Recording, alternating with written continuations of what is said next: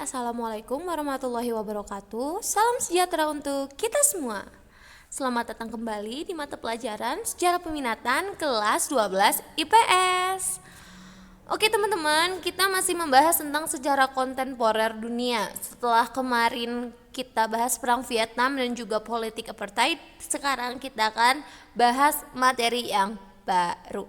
So, jangan lupa untuk terus pantengin videonya. Oke teman-teman, hari ini kita akan membahas mengenai perpecahan Uni Soviet. Di kelas 11 sejarah peminatan mungkin kalian sudah membahas kan bagaimana proses terbentuknya Uni Soviet itu sendiri. Tapi untuk mereview kembali karena ibu rada kurang yakin kalian masih pada ingat semua gitu, mungkin hanya beberapa orang ya. Jadi untuk mereview kembali ibu akan membahas sedikit mengenai terbentuknya Uni Soviet. Nah, kalau kalian lihat gambar ini, ingat gak ya kira-kira kenapa sih terjadi atau dibentuknya sebuah negara yang bernama Uni Soviet? Ayo, ada yang ingat gak? Gak ingat. Oke, jadi Uni Soviet ini terbentuk karena adanya revolusi Rusia. Nah, kan dulu sebelum jadi Uni Soviet di daerah Eropa ke sana ke atas lagi gitu ya, ke atas lagi ya, ada atas Cina gitu, ada sebuah kerajaan atau kekaisaran yang bernama Kekaisaran Rusia yang dipimpin oleh yang terakhirnya adalah Raja Tsar Nicholas. Oh ini nih ya, di daerah sini ini Soviet Unionnya, jadi kayak Uni Soviet, bukan Rusianya ya guys. Ini kayaknya aku salah nempatin peta kali ya. Oke, jadi ini adalah peta dari Uni Soviet ya, bukan Rusianya itu sendiri. Nah, jadi intinya dulu ada seorang kaisar yang bernama Tsar Nicholas II ya, ini adalah kaisar dari kerajaan Rusia. Nah, Tsar Nicholas II dia ini terlalu otoriter guys dalam kepemimpinannya, sehingga banyak sekali masyarakat yang tertekan dan juga menderita. Salah tiganya ya, pokoknya ada 3 kaum yang merasa mereka ini terintimidasi oleh kebijakannya Tsar Nicholas II, yaitu kaum buruh, tani, dan juga tentara. Jadi ketiga kaum ini melahirkan persatuan. Jadi mereka ini bersatu untuk melawan Tsar Nicholas II. Nah, dari ketiga kaum ini akhirnya mereka mendirikan yang namanya Partai Sosial Demokratik. Nah, nanti pada perkembangannya Partai Sosial Demokratik ini akan terpecah menjadi 2. Yang pertama yaitu ada Menshevik yang beraliran sosialis, pemimpinnya adalah George Plekhanov ya, mohon maaf kalau nggak bisa ngomongnya ya. Nah, dan juga yang kedua ini ada Bolshevik yang sedikit radikal dan mungkin kita kenal sekarang dengan aliran komunis gitu ya, yang dipimpin oleh Lenin atau Vladimir Lenin seperti itu. Jadi ini adalah 2 tokoh perpecahan dari Partai Sosial Demokratik seperti itu ya. Nah, untuk revolusi Rusia sendiri ini sebelumnya latar belakangnya ini ada peristiwa yang namanya Bloody Sunday. Jadi intinya kayak ada demonstran gitu, tapi mereka ini pada dibunuh gitu sama pihak kekaisaran Rusia atas titah dari Tsar Nicholas. Kemudian nanti akan pecahlah revolusi Rusia yang pertama gitu kan, dan nanti revolusi Rusia yang kedua itu akan melahirkan yang namanya Uni Soviet. Nah, yang wilayahnya segede gaban ini guys ya, jadi segede gaban. Uni Soviet ini gede banget, lihat Cina itu kayak semenelnya Uni Soviet, Cina ini di sebelah sini gitu ya. Nah, ini daerah Uni Soviet seperti itu. Nah, kemudian ketika Uni Soviet ini sudah muncul, sudah berdiri, ini adalah para mantan pemimpin dari Uni Soviet. Yang sebelah kiri atas itu ada siapa coba? Ini adalah Lenin ya tadi, Vladimir Lenin. Dan selanjutnya yang sebelah kanan yang kumisnya baplang seperti ini. Aduh, mohon maaf. Ya, ini ada Joseph Stalin gitu. Terus kita ke bawah ke yang ini ini nih sebelah kiri, yang bawahnya Lenin ini ada apa penggantinya Stalin, yaitu Nikita Khrushchev. Ya itulah pokoknya, kalian ada namanya di buku ya, kalian tinggal cari aja, kalau aku lupa nggak nyulisin nama-namanya di sini. Dan kemudian yang tengah ini yang pakai banyak apa tuh, ini lencana-lencana berbintang seperti itu, ini ada Leonid Brezhnev, apalah itu, aku takut salah ngomongnya nih. Dan yang terakhir, nah nih bapak yang sebelah kanan ini yang paling bawah, ini adalah Mikhail Gorbachev. Ini adalah para pemimpin atau mantan pemimpin dari Uni Soviet.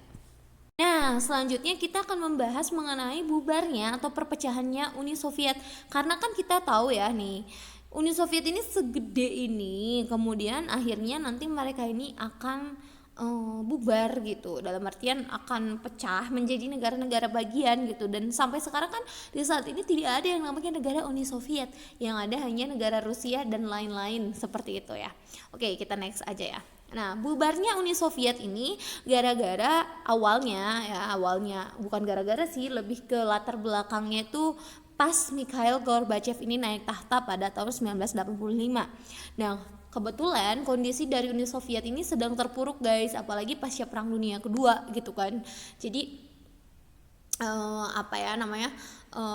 banyak sebenarnya, perang kan bikin rugi negara gitu. Sebenarnya nggak untung sih perang itu, ngapain perang-perang, semoga kita tidak perang lagi, amin ya robbal alamin.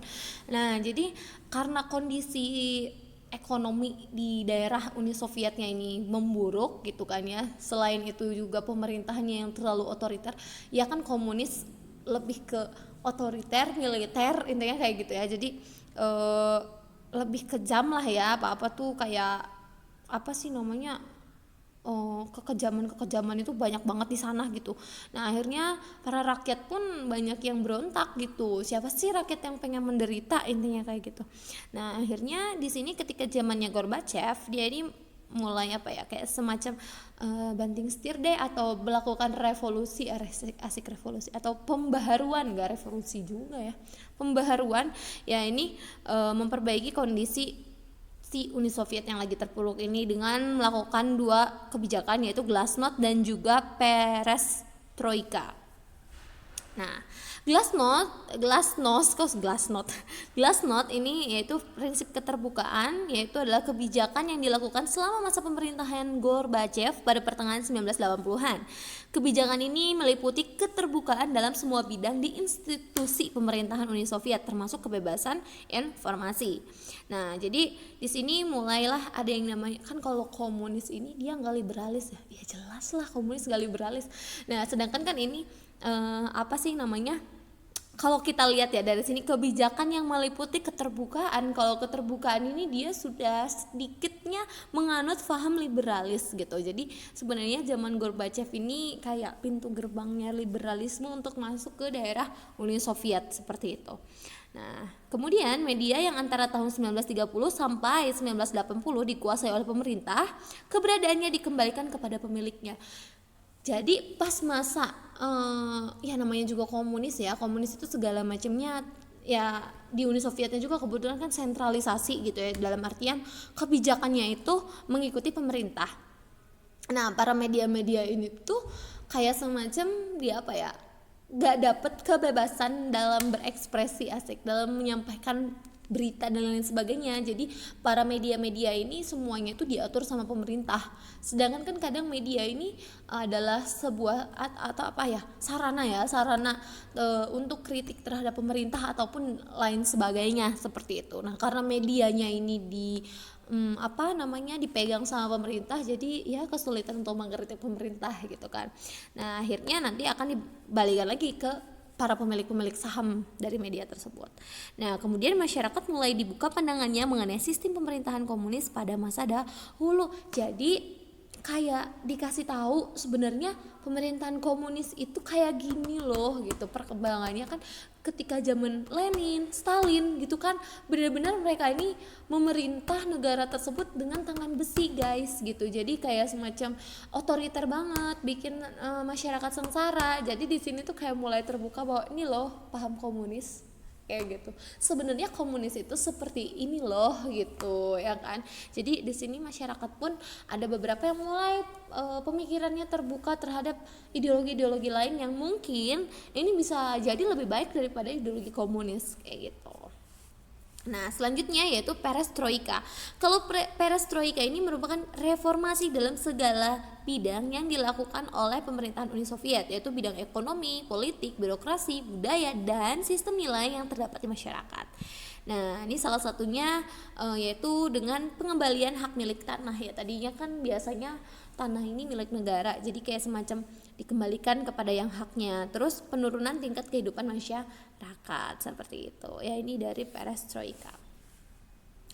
Kemudian kita akan masuk ke faktor penyebab runtuhnya Uni Soviet. Nah, faktornya yang pertama, sistem Marxisme dan komunisme ternyata tidak memiliki pengawasan yang efektif terhadap bidang politik dan juga ekonomi. Ini yang membuat masyarakat itu merasa bahwa ya ini kurang cocok gitu ya terhadap kondisi ya gimana ya, karena Marxisme sama komunis ini dia ini nggak bisa menerima perubahan gitu ya. Nah ini kan ada yang nomor 2 ya, tidak memiliki kelenturan dalam menghadapi perubahan. Sedangkan yang namanya zaman gitu ya, setiap tahunnya atau setiap eranya, setiap abadnya ini pasti berubah guys. Gak mungkin gak berubah. Kita punya teknologi dan juga ilmu pengetahuan. Nah, si Marxisme komunisme ini dia ini nggak lentur kebijakannya atau ideologinya gitu, sehingga bertolak belakang dengan perubahan-perubahan yang ada seperti itu. Terus yang ketiga, perubahan sistem pemerintahan yang menyebabkan negara bagian melepaskan diri yang tadinya desentralisasi kemudian diganti nggak sentralisasi lagi gitu, sehingga ini membuka kesempatan kepada negara bagian dari Uni Soviet yang segede gaban gitu kan untuk melepaskan diri dari Uni Soviet. Selanjutnya nomor 4, sistem ekonomi pasar mengundang masuknya liberalisme dan kapitalisme. Nah ini kan musuhnya komunisme ya, jadi liberalis sama kapitalis ini mulai masuk ke daerah Uni Soviet. Dan yang kelima, kaum buruh ini mulai melirik melirik kapitalisme. Ya salah ini aku salah ketik. Ya intinya seperti itu. Ini untuk faktor penyebab runtuhnya Uni Soviet. Nah oke, kita lanjut ya. Gimana sih runtuhnya Uni Soviet itu sendiri gitu ya. Karena Gorbachevnya sudah tidak memiliki kekuatan politik gitu ya di Uni Soviet. Ini membuat akhirnya Uni Soviet ini runtuh guys. Nah kenapa dia sudah tidak memiliki kekuatan politik lagi? Karena dengan kebijakannya yang tadi yang 2 ini ya, yang glasnost ini kebijakannya kan dia lebih ke liberalis. Nah ini membuat para masyarakat yang masih pro komunis ini melawan kepada Gorbachev gitu, karena ya liberalis sama komunis ini benar-benar bertolak belakang gitu, sehingga tidak sesuai dengan bisa dikatakan sejarahnya dari Uni Soviet itu sendiri gitu. Jadi akhirnya dia ini mulai rada tidak dipercaya sama masyarakat gitu. Cuman ya ada beberapa masyarakat yang menginginkan gitu ya, yang menginginkan untuk terbebas dari komunisme gitu, karena jadi negara komunis gak enak guys ya, intinya seperti itu. Jadi janganlah kita jatuh ke tangan komunis, jangan ya, intinya seperti itu. Nah setelah tadi karena Gorbachev ini sudah tidak memiliki kekuatan politik, akhirnya dilaksanakanlah yang namanya perjanjian Balafeza. Nah perjanjian ini membubarkan Uni Soviet dan membentuk Persemakmuran Negara-Negara Merdeka. Perjanjian ini ditandatangani di Dacha, negara dekat Viskuli di Bolfeskaya Pushcha. Ini susah banget dah bahasanya ya. Kemudian perjanjian ini ditandatangani oleh Presiden RSS Rusia, RSS Ukraina, dan juga RSS Bielorusia. Nah ini ya perjanjian dari Balafeza. Kemudian akhirnya negara-negara pecahan dari USSR ini apa aja? Di negara-negara Baltik ini ada Estonia, Latvia, Lituania, dan di Eropa Timur ada Moldova, Ukraina, Belarus. Kemudian ada Rusia, terus di Kaukasus Selatan ada Armenia, Azerbaijan, dan Georgia. Di Asia Tengah ini ada Kyrgyzstan, Kazakhstan, Tajikistan, Turkmenistan, Uzbekistan. Ini tan semua ya. Ini pokoknya ingat aja yang belakangnya tan berarti dia adalah perpecahan dari Uni Soviet. Nah, kira-kira seperti ini sekarang ya, negara-negara dari pecahannya Uni Soviet. Ini ada Rusia. Ini bisa kalian lihat ya, ini ada negaranya yang kecil banget wilayahnya gitu kan. Nah, ini adalah negara-negara pecahan dari Uni Soviet. Oke, kita next ke selanjutnya. Selanjutnya itu adalah pengaruh perpecahan Uni Soviet terhadap Uni Eropa dan juga dunia. Yang pertama, bergabungnya negara-negara bekas Uni Soviet ke Uni Eropa itu menandakan bahwa pengaruh Uni Eropa sangatlah besar. Jadi kan di sini ada beberapa yang masuk ke wilayahnya Eropa ya. Nah, negara-negara yang tadinya bekas Uni Soviet dia malah join ke Uni Eropa kayak gitu ya. Ini membuktikan bahwa Uni Eropa kekuatannya sangat besar gitu. Yang kedua, lemahnya pengaruh komunis di Eropa Timur dan terjadi transisi ideologi dari komunis menjadi demokrasi di Eropa Timur. Jadi tadi negara-negara komunis ini mulai nggak punya lahan ya, nggak punya panggung lagi di dunia ini, asik di dunia ini. Jadi banyak sekali negara-negara yang memilih fahamnya adalah faham demokrasi karena ya memang paham demokrasi ini paham yang paling enak ya. Negara kita juga penganut demokrasi gitu kan, demokrasi Pancasila kayak gitu. Yang ketiga, demokrasi merupakan elemen penting dalam keanggotaan Uni Eropa. Jadi rata-rata negara-negara di Uni Eropa adalah yang menganut ideologi demokrasi. Selanjutnya, tumbangnya komunisme di beberapa negara Eropa Timur, udah jelas ya tadi. Dan juga berakhirnya perang dingin antara blok barat Amerika Serikat dan blok timur Uni Soviet. Jadi tahun 1990-an ini perang dingin sudah mulai berakhir. Ya gimana gak berakhir, orang Uni Sovietnya juga udah runtuh gitu kan. Jadi udah gak ada komunis lagi nih. Yang menang adalah Amerika Serikat di perang ini. Tapi ada beberapa negara yang masih komunis gitu kan. Yang kemarin kita bahas yaitu Vietnam Selatan, negara Vietnam gitu. Selanjutnya, berkurangnya kecemasan dunia terhadap terjadinya perang dunia ketiga. Karena ya jujur aja, perang dingin itu gara-gara apa ya? Karena adanya perang dingin itu kita tuh kayak rada khawatir, takut ada perang dunia ketiga lagi gara-gara perang ideologi gitu. Jadi apa ya, ketika perang dunianya berakhir berarti kayak oh syukurlah ternyata tidak terjadi perang dunia ketiga, karena ya itulah baru juga beres perang dunia pertama tahun 1940-an, masa sih harus perang lagi di dalam waktu yang singkat, dari PD1 ke PD2 aja singkat gitu kan. Dan ya itu perang itu benar-benar bikin rugi lah gitu. Jadi jangan sampai kita terjadi perang lagi. Kalian mungkin udah belajar ya perang dunia 1, perang dunia kedua kayak gimana gitu kan, siapa yang menderita, siapa yang sengsara. Indonesia pun kan join di perang dunia kedua dan kita sengsara juga kan. Jadi sebenarnya di dunia ini tuh nggak ada kok orang yang pengen perang sebenarnya. Ya hanya mungkin oknum-oknum tertentu aja yang haus akan tahta dan juga kekuasaan, mereka yang ingin perang kayak gitu ya. Next, banyaknya negara komunis yang berubah menjadi negara demokrasi. Dan terakhir, Amerika Serikat tampil sebagai negara adidaya. Ya jelas karena Amerika Serikat ini menang di perang dingin guys, tadi kan udah dijelasin. Jadi dia ini kayak semacam woi I'm a champion gitu kan. Jadi kayak dia muncul gitu di dunia. Dan pengaruh Amerika Serikat sampai sekarang sangat amat besar sekali ya untuk dunia gitu. Jadi ya jangan macam-macam sama negara ini ya. Ya jangan kayak Jerman dan juga Jepang yang macam-macam akhirnya Amerika Serikat kan join di perang dunia 1 dan perang dunia 2, padahal kan dia awalnya nggak ikut-ikutan perang kayak gitu. Oke, ya itu dia untuk sekilas ya, ibu nggak terlalu jelas banget ngejelasinnya, mungkin kalian bisa explore sendiri karena ini kita masih banyak materinya ya, masih ada yang lain sebagainya, ada Jerman Timur ya, terus ada Cekoslowakia nggak tahu apa gitu ya.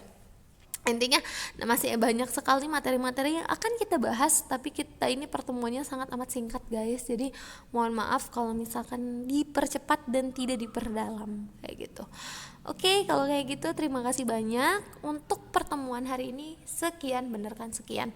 Ya, untuk pertemuan hari ini sekian saja. Kita akan lanjutkan lagi minggu depan. Catatannya nanti nggak akan dulu dikumpulin ya. Kalian kan kemarin baru nyatet yang perang Vietnam. Jadi takut kaliannya bosan nyatet gitu. Jadi nanti sekalian aja kalau udah banyak. Oke, kalau kayak gitu terima kasih banyak. Ditutup dulu. Wabillahi taufiq wal hidayah. Wassalamualaikum warahmatullahi wabarakatuh. Bye bye.